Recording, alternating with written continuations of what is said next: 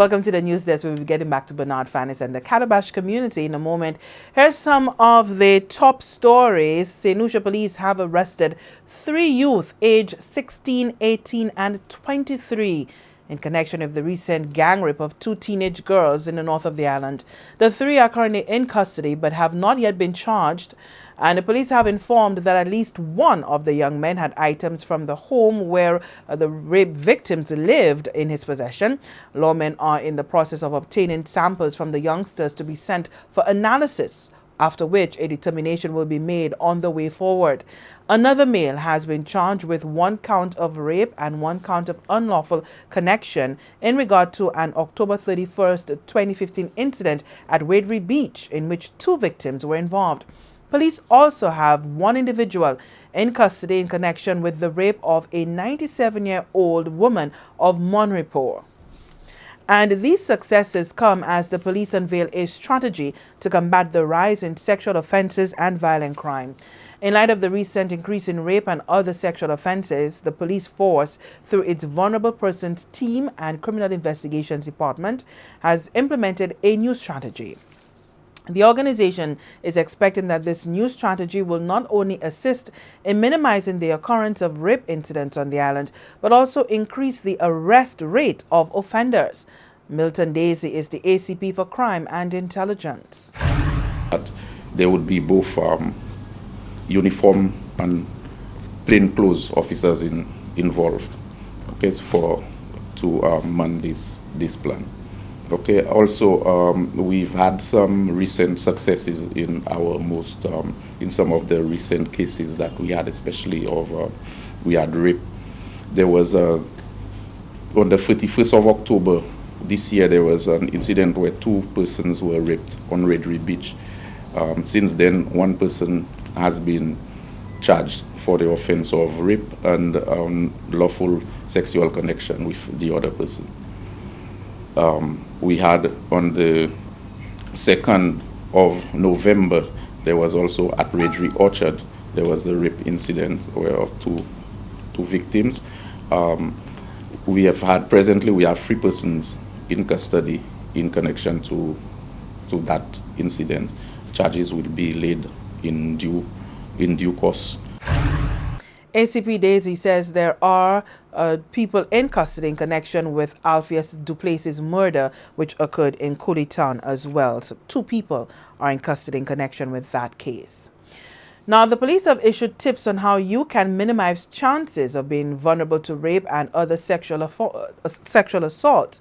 Here's Corporal Zacchaeus Hippolyte. Do not let alcohol or other drugs decrease or interfere with your ability to take care of yourself and make sensible decisions. Number 2, do not accept beverages from someone you don't know and trust. And even if it is from someone you know, always watch your drink and never leave it unattended at any time. Number 3, follow your instincts. If a place or the way your date acts makes you nervous or uneasy, then get out. If you need to call a friend to escort you home, don't hesitate to do so.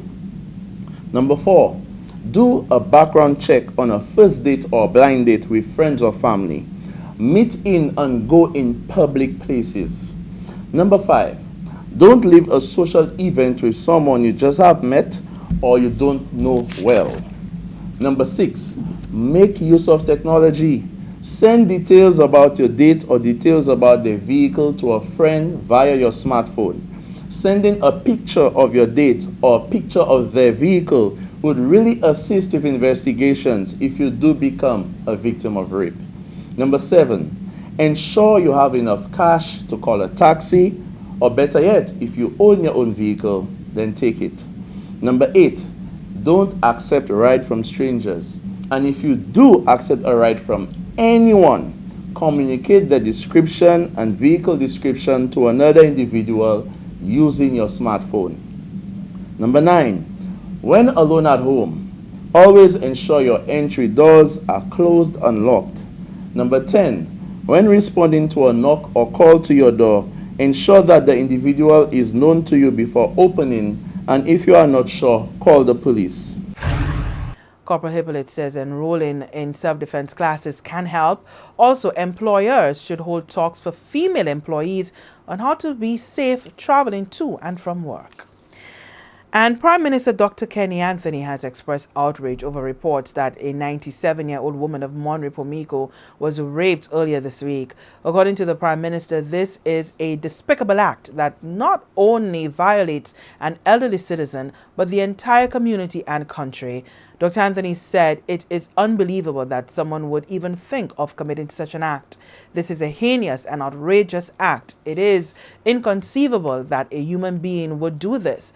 Dr. Anthony says the increased reports of rape across the island is a worrying trend. According to the Prime Minister, there must be a collective effort between the police and the public to deal with this problem.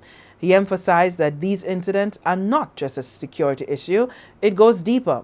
According to the Prime Minister, quote, "For too long, we have been silent about sexual violence in our homes and our communities.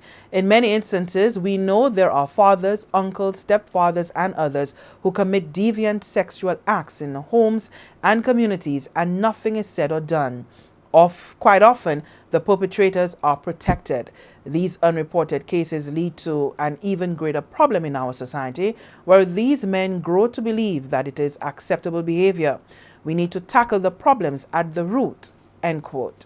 The Prime Minister expressed hope that the intended reopening of the forensic laboratory under new management would better assist police in conducting investigations and testing DNA samples. He stressed, however, that the first, most important response is that people report known sex offenders.